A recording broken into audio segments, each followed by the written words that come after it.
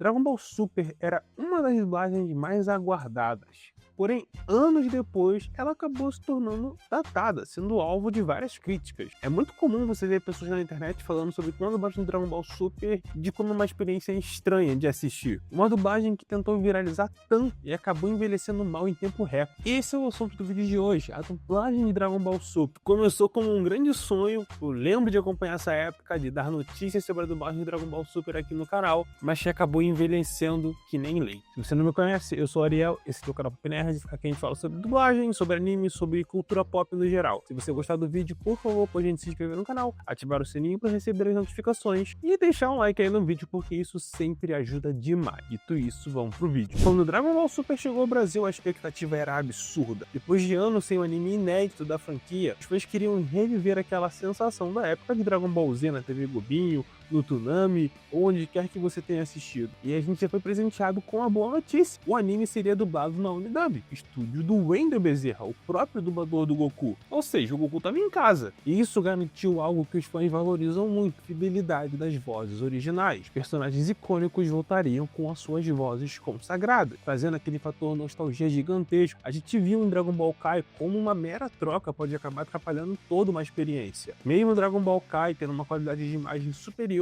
muita gente simplesmente não consegue assistir por conta da mudança de voz no Vegeta, no Piccolo, no Trunks e outros personagens. É superior a 8.000! Superior a 8!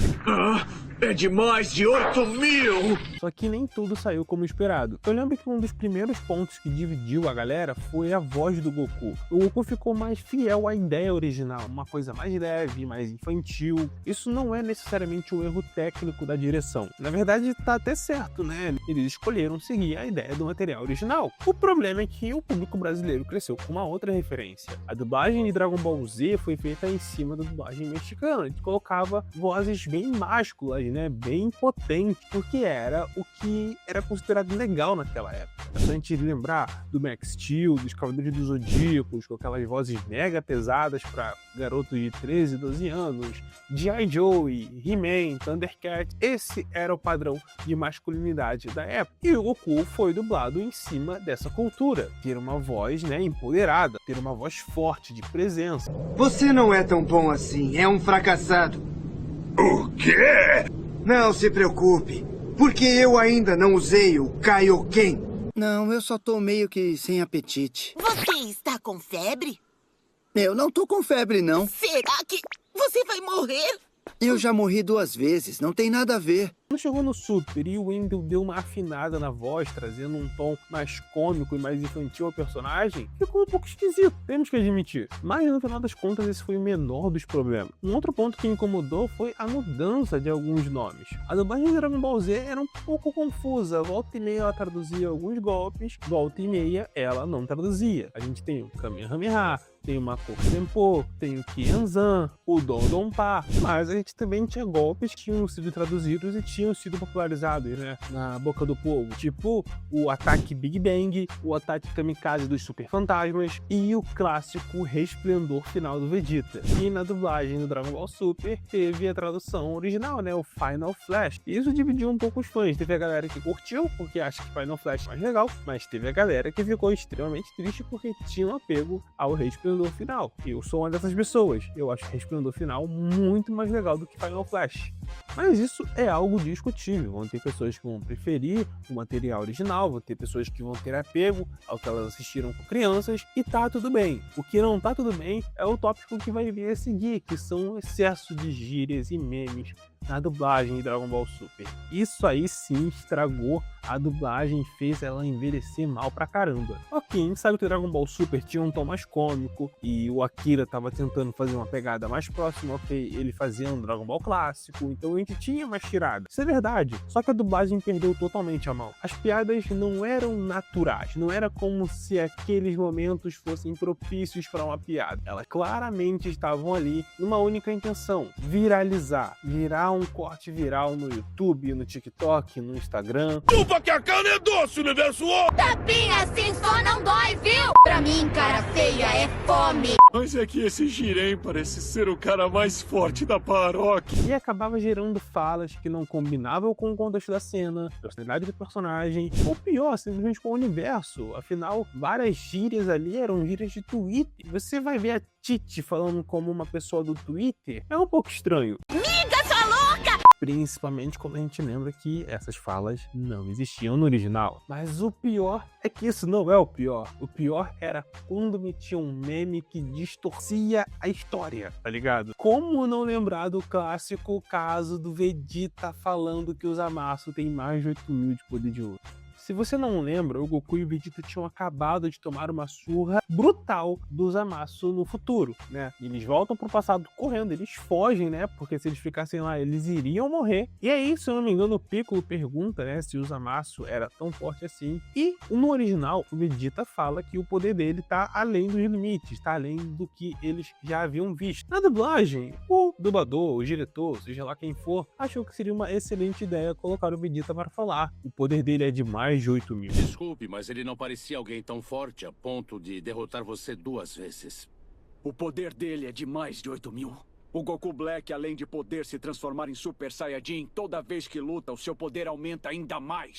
Essa é uma frase icônica do Vegeta, né, lá da saga Saiyajin, que acabou viralizando, acabou virando meme, só que ela simplesmente não se encaixa nesse momento de jeito nenhum. Primeiro porque a cena é tensa, né, os personagens acabaram de fugir, eles apanharam, então eles estão preocupados, não é um momento de piada. Mas o pior de tudo é que o nível de poder simplesmente não faz sentido. 8.000 de poder de luta era algo considerável alto lá na saga Saiyajin, onde o padrão era 10.000, 8.000, 6.000. Aqui onde estamos, né, onde os personagens já estão lutando com o Ki dos deuses, isso aí já foi deixado para trás há muito tempo. Os personagens hoje em dia provavelmente teriam poder de 1 milhão, 3 milhões, 1 bilhão. O Scouter provavelmente não aguentaria o cálculo e quebraria. Então não faz sentido o Vegeta falar que o poder dele é de mais de 8.000, porque se o teto é esse, 8.000 é um personagem fraco, é um Nappa da vida, é um Vegeta da saga Saiyajin, sabe? É um personagem que não daria trabalho nenhum para nenhum dos personagens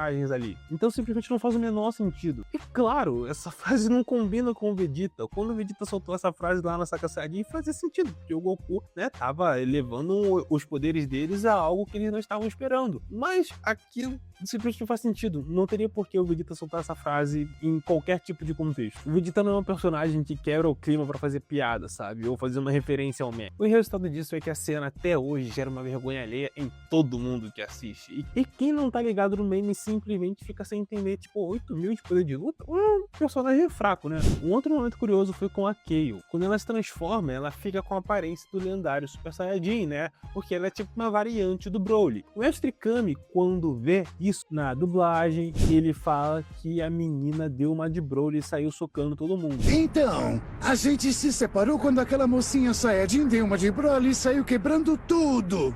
Na época, a galera até que achou legal, tipo, pô, foi uma referência maneira e tal. O problema é que anos depois, Akira Toriyama viria a canonizar de forma oficial o Broly. O Broly até então não era um personagem canônico, ele só apareceu nos filmes da Toei, que não são considerados parte da cronologia oficial de Dragon Ball. Então, meio que o personagem nunca tinha sido apresentado de fato aos personagens. Os filmes que passaram não conta, é só uma historinha ali. Porém, quando foi lançado o filme Dragon Ball Super Broly, esse filme sim era canônico, ele foi escrito pelo Akira Toriyama, ele faz parte da linha cronológica oficial de Dragon Ball. Então os personagens só teriam contato de Broly naquele filme, que se passa depois do Torneio do Poder. Então não faz sentido o Mestre Kami fazer uma referência ao Broly, porque tecnicamente o Broly nunca tinha sido apresentado de forma oficial aos personagens. Então foi mais um fanservice que agora deixa a história completamente incoerente. Mas bom, você deve estar pensando, cara, piada em anime sempre existiu, esse tipo de referência sempre aconteceu, não é tão problemático assim. E você tá mais ou menos certo. A gente tem aí como, por exemplo, o Yu Yu Hakusho. A dublagem brasileira é cheia de zoeira e todo mundo ama a dublagem de Yu Yu Hakusho. Mas por que funcionou lá e não funcionou aqui com Dragon Ball? Tem vários tipos de resposta para isso. O Yu Yu Hakusho tem um tom mais leve, tem um tom mais urbano, os personagens têm mais abertura para eles. Pô, são moleques de rua, então eles vão falar meio que como maloqueiros e tal, vão soltar gírias, etc. É diferente de, pô, você pega um alienígena, que é o Vegeta, você pega um um cara que cresceu no campo, que é o Goku, deuses de universos que nunca tiveram contato com a Terra. É diferente, sabe? É diferente. Você não espera certas gírias e expressões desses personagens porque eles estão em um contexto diferente. Mas o fator principal é que as gírias usadas em Hakusho eram atemporais. Mesmo que fossem gírias da época, até hoje você entende e você acha até engraçado alguma. E olha que é um anime que foi dublado há mais de 20 anos atrás. Aqui, ó. Onde eu fui amarrar meu burro, ora? Para de palhaçada. Quer dizer que você vai me deixar aqui plantado igual você fez no outro dia? É ruim. E eu também não tô afim de ficar dando mole por aí, não. E o Dragon Ball Super apostou muito em memes de internet, tipo, ai, que dó da formiguinha, saiu da Jaulumon, entre outras coisas. Ô, louco, bicho. Pode isso, Arnaldo? A regra é clara ou não é? Foi sorte de principiante. Aí, olha ele, olha ele. Que? Como é? Ô, produção, isso aí é trapaça. Vou chamar o síndico, Universo 11. Chupa que a cana é doce, Universo 11. Gente do céu, o monstro saiu da jaula de novo. E envelhece muito rápido. A internet faz tudo ficar velho muito rápido. Então tem graça na primeira semana. Na segunda semana já não é tão engraçado assim. E na dublagem isso se perde muito. Por isso que ela acaba envelhecendo que nem leite. Falar que a dublagem de Dragon Ball Super é ruim, eu acho um pouco de exagero. Sinceramente, se eu tô em casa eu tenho a opção de assistir dublado ou legendado, eu prefiro assistir dublado porque eu tenho apego ali às vozes e é mais confortável pro meu cérebro. Mas é inegável que ela tem vários momentos que você torce um pouco o nariz e você fica, meu Deus, que vergonha alheia, essas piadas, essas frases que não fazem o menor sentido. Mas não tem como negar, ela acerta em várias coisas. O elenco clássico, a qualidade técnica, né, de mixagem, de qualidade de som. O problema foi esse excesso de memes e algumas incoerências na história. Mas bom, galera, esse foi o vídeo de hoje. Eu espero que vocês tenham gostado. Like, se inscreva no canal, ative o sininho para receber as notificações, comenta aí embaixo se você quer mais vídeos como esse. E é isso, ficando por aqui. Até o meu próximo vídeo. Tamo junto, meu povo. Valeu!